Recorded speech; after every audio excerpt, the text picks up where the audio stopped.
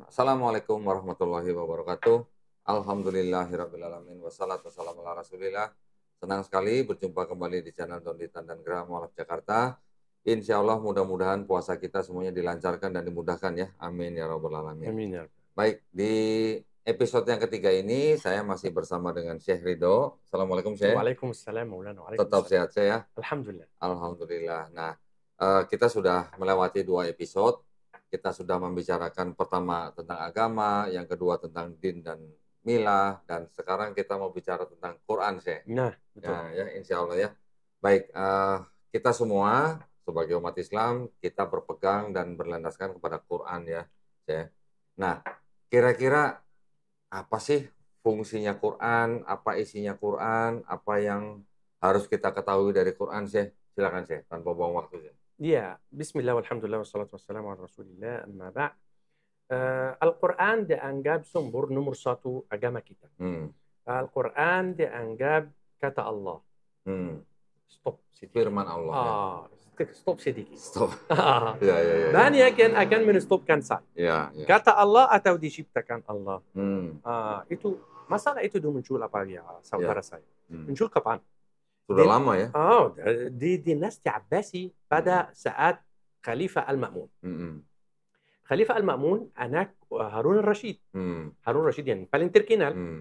Jadi Al-Ma'mun menjadi orang Amirul Mukminin, tapi memang dia Amirul Mukminin yang adil dan pintar dan meluaskan ilmu dan membuat yang berpustakaan paling besar di zaman itu, membuat rumah hikmah namanya Darul Hikmah, Darul Ulum di zaman Al-Ma'mun. Tapi jatuh zaman Al-Ma'mun biar melalui orang namanya Al-Mu'tazilah. Kaum namanya Al-Mu'tazilah. Al-Mu'tazilah yang menuncul masalah yang kontroversial seperti itu. Al-Quran dicipta bukan kata Allah. Jadi apa kepentingannya bagi orang umum atau orang yang mau menjalani hidup Allah Subhanahu wa taala dengan damai? Apa hubungan, apa kepentingannya? Saya menjalani hidup Al-Quran dicipta atau menjalani hidup Al-Quran di kata Allah, tidak peduli. Peduli. Harus. Kenapa? Kalau Al-Quran dicipta, kekurangan menyertai siapa yang diciptakan Allah.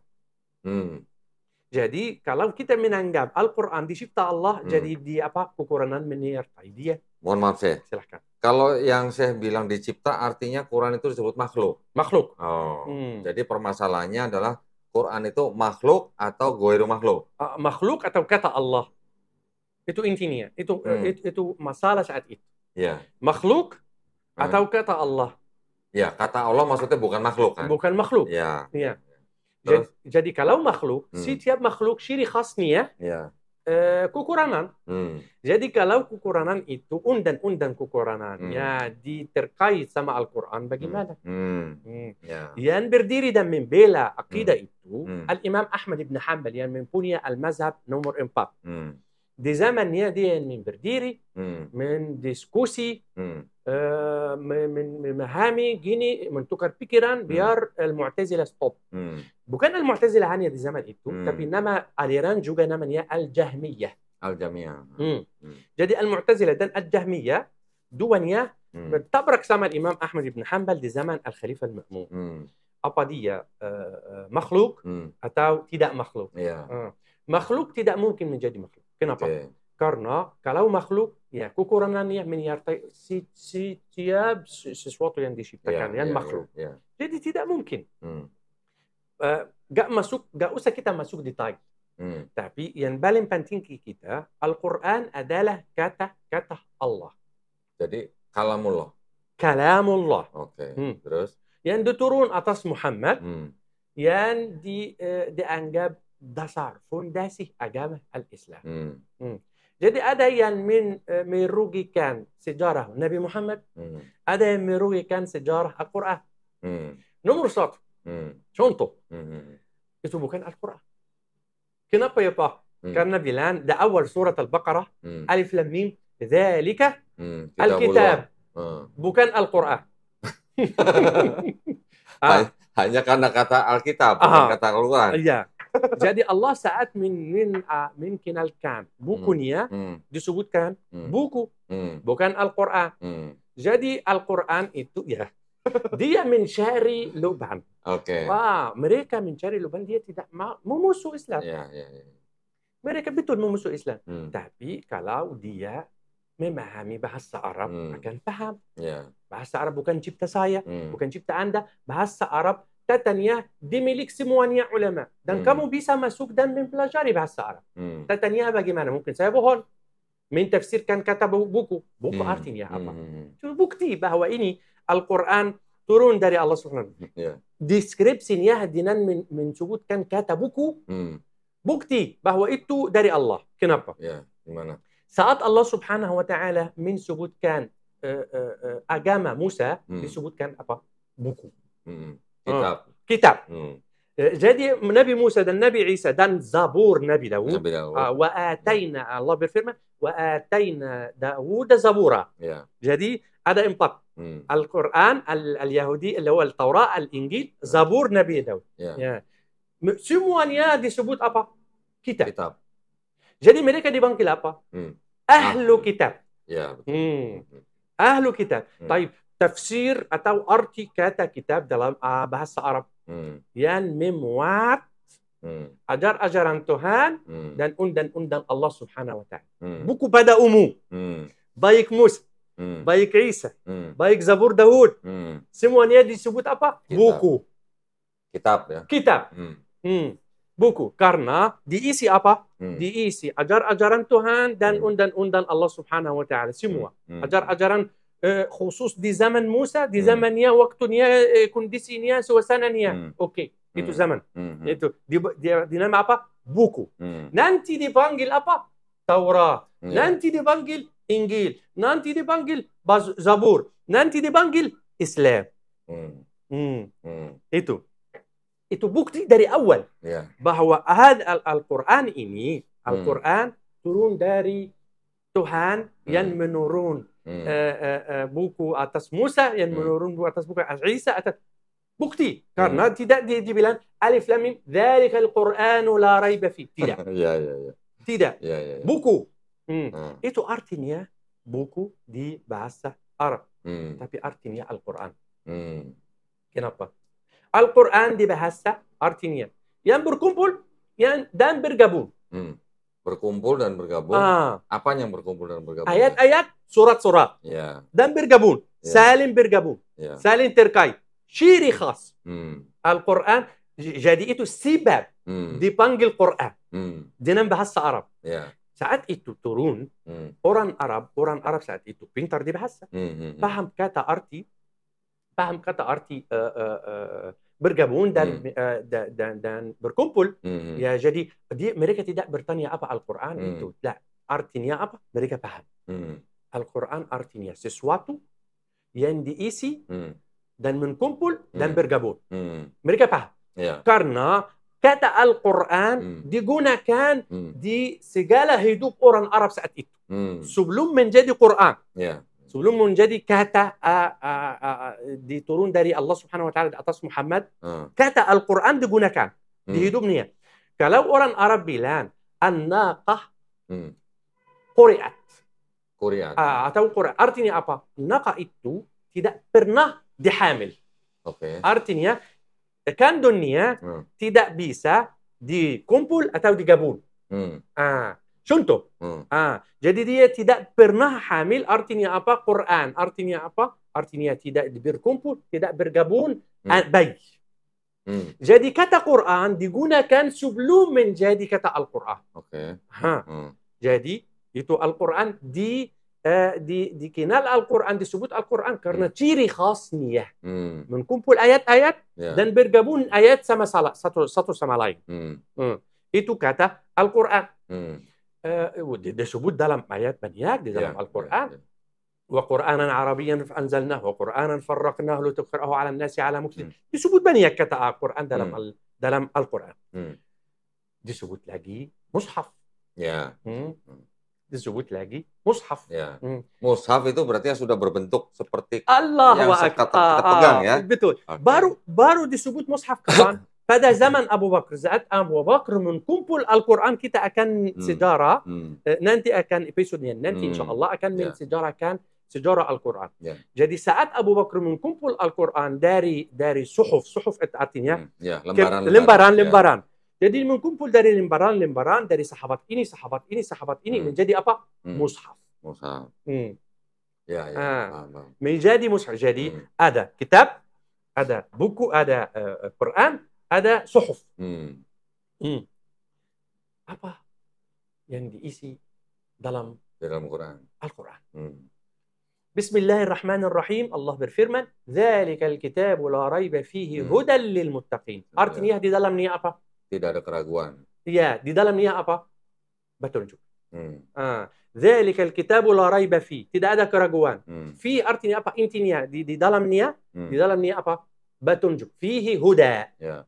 Jadi Al-Quran diisi huda. Al-Quran semua 114 surah dan banyak kata, banyak ayat, banyak gini hitung. Ya. Untuk apa? Untuk petunjuk. Sesuatu membuat saya berpikir. Allah Subhanahu wa Ta'ala mengirim petunjuk hanya, bukan hanya. Fokus dulu. Apa itu petunjuk?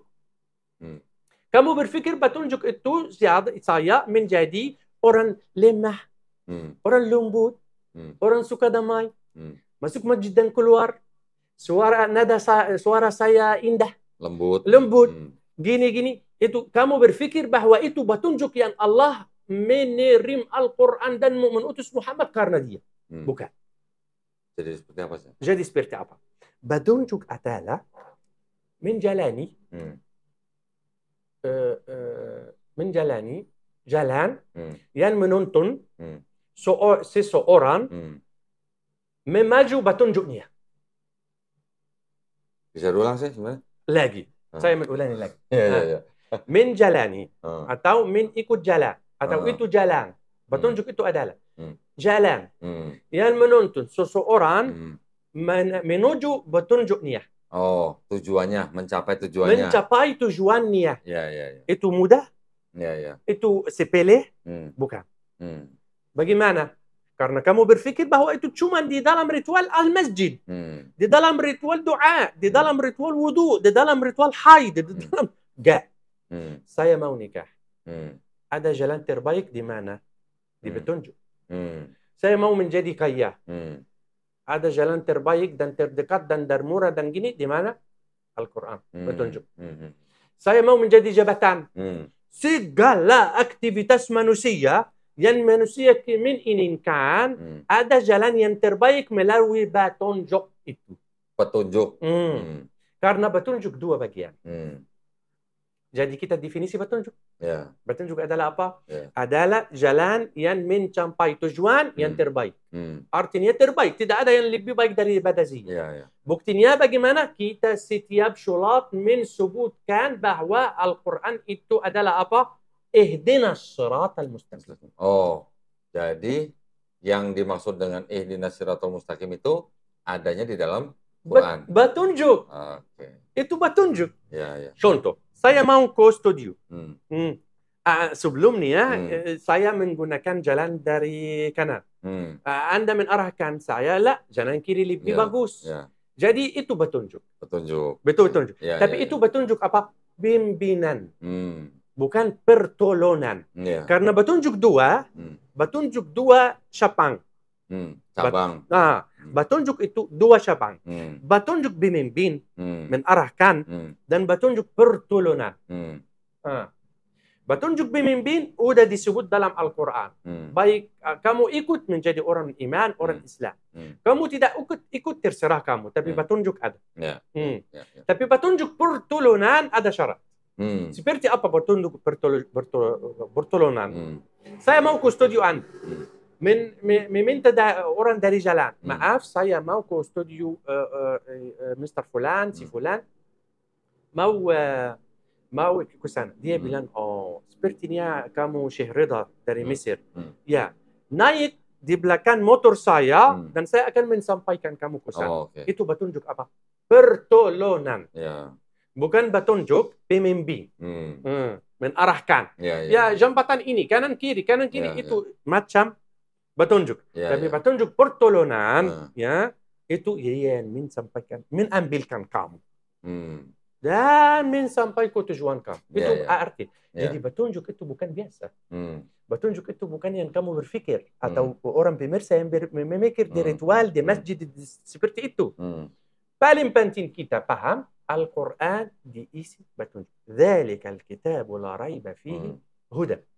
Disebut di dalam ayat yang lain saat Adam dan Iblis dan istri Adam udah Allah Subhanahu wa taala mengutuskan mereka turun di bumi. Allah bilang apa? Berfirman, "Ihbitu minha jami'an, fa imma ya'tiyannakum minni huda, faman tabi'a hudai fala khawf." Artinya apa? Allah khalas mengutus. Turunlah semua. Saat itu saya akan mengirim petunjuk ke kamu. Barang siapa yang akan mengikut petunjuk itu dia orang beriman masuk surga. Itu tafsir ayat ini. Jadi silahkan terus, ya Pak. Enggak, terus. Jadi petunjuk itu paling penting kita menstop dan menjelaskan petunjuk karena itu yang utama. Ada syarat. Ada syarat petunjuk itu. Syarat petunjuk itu dalam ayat apa? Alif Lam Mim, dzalikal kitabu la raiba fihi huda. Untuk siapa? Hudan lil muttaqin.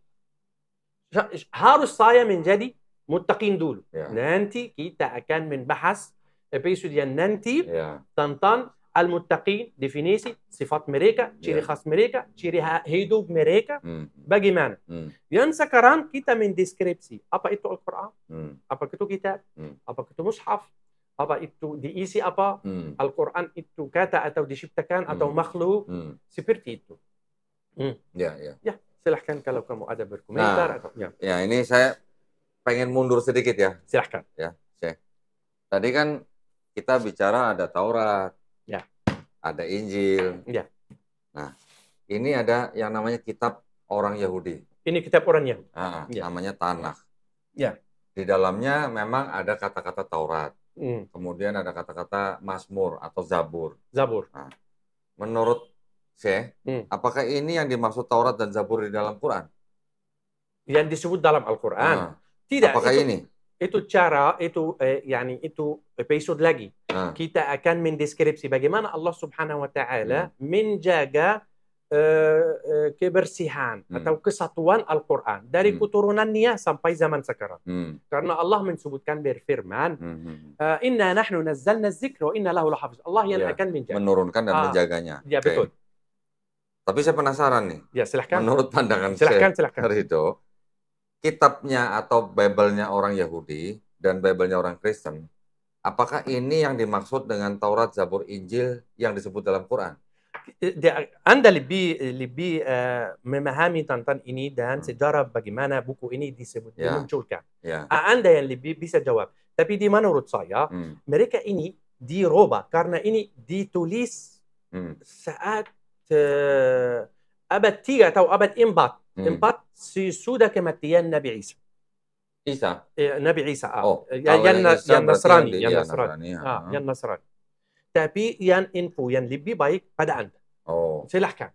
Kalau saya berpendapat bahwa ini karena kita sudah tahu sejarah penulisannya dan kira-kira siapa orang-orang yang dianggap menulisnya, ini menurut saya bukan Taurat, Zabur, Injil yang disebut dalam Quran. Bagus. Kenapa? Kenapa? Karena begini. Ini kitabnya orang Yahudi disusun kira-kira abad ke-5 sebelum Masehi. Sebelum Masehi. Taurat. Abad 5 ya. Kira-kira. Abad 5 sebelum Masehi. Taurat. Kalau yang Nasrani itu disusun atau ditulis kira-kira mungkin abad pertama sampai abad kedua, pertengahan pertama sampai kedua. Hampir. Tetapi itu pun juga ditulis oleh orang-orang yang dianggap oleh ahli-ahli perjanjian baru bukan orang-orang yang pernah bertemu dengan Yesus atau Nabi Isa. Tidak ketemu sama Nabi Isa. Jadi kalau menurut saya Taurat, Zabur, Injil yang dimaksud oleh Quran itu adalah wahyu-wahyu yang diturunkan Allah Subhanahu wa taala. Tapi saya ada bertanya. Di cara kumpulan ini atau tulisan atau susunan ini tidak seperti yang di Islam tidak. Jadi begini, kalau di dalam Yahudi dan Nasrani ini diturunkan berdasarkan tradisi tulisan. Oh. Oke. Kalau Quran diturunkan berdasarkan tradisi lisan. Iya. Betul kan? Hafalan. Hafalan. Jadi berbeda. Jadi kalau kitab mereka ini akhirnya disusun menjadi mushaf seperti ini kita sebut sebagai kanonisasi. Kitab dikumpulkan, dipilih, ini masuk, ini tidak, ini masuk, ini tidak. Ini dikanonisasi namanya. Tapi kalau Quran namanya dikodifikasi. Ilmu dipindah. Jadi dari suhuf-suhuf yang tadi saya bilang, dari suhuf, dari lidah-lidah, dari hafalan-hafalan orang, sahabat-sahabat Nabi, diklarifikasi dan diverifikasi oleh satu tim. Ya, betul. Yang diketuai oleh sahabat Zaid bin Sabit. Ya, betul. Ya. Dari hafalan-hafalan itu, kalau sudah confirm, cek, baru masuk ke dalam mushaf Quran. Begitu kan ya? Ya, betul. Kalau ini tidak. Ini kitab-kitab yang sudah ada pada zaman itu, dipilih. Mereka memilih apa yang masuk, apa yang tidak. Iya. Bedanya begitu. La ilaha illallah.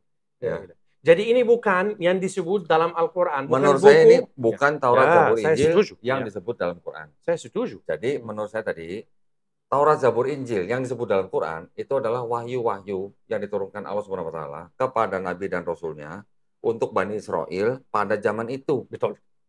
Dan Taurat, Zabur, Injil yang disebut dalam Quran, apakah dijanjikan untuk dijaga?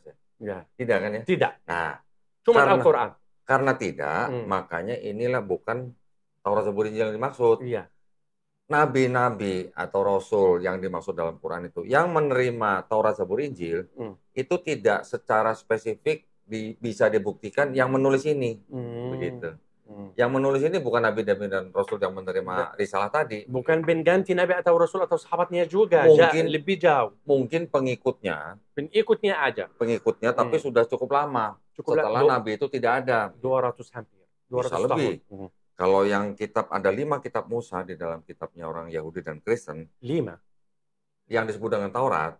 Itu di dalam kitab Bible-nya orang Yahudi dan Kristen itu disebut dengan Pentateuch, 5 kitab Musa. 5 kitab.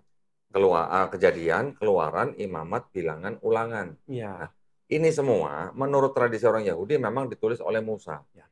Tetapi itu hanya sampai abad-abad pertengahan. Makin kesini, makin bisa dibuktikan bahwa 5 kitab Musa itu tidak mungkin ditulis oleh Musa. Itu nanti mungkin ada bahasan lain ya. Iya. Kita mungkin di episode lain kita meluas. Jadi tadi kita sudah mendengar dari Syekh Ridho bahwa Al-Quran isinya bagaimana, makhluk atau bukan makhluk, gitu ya.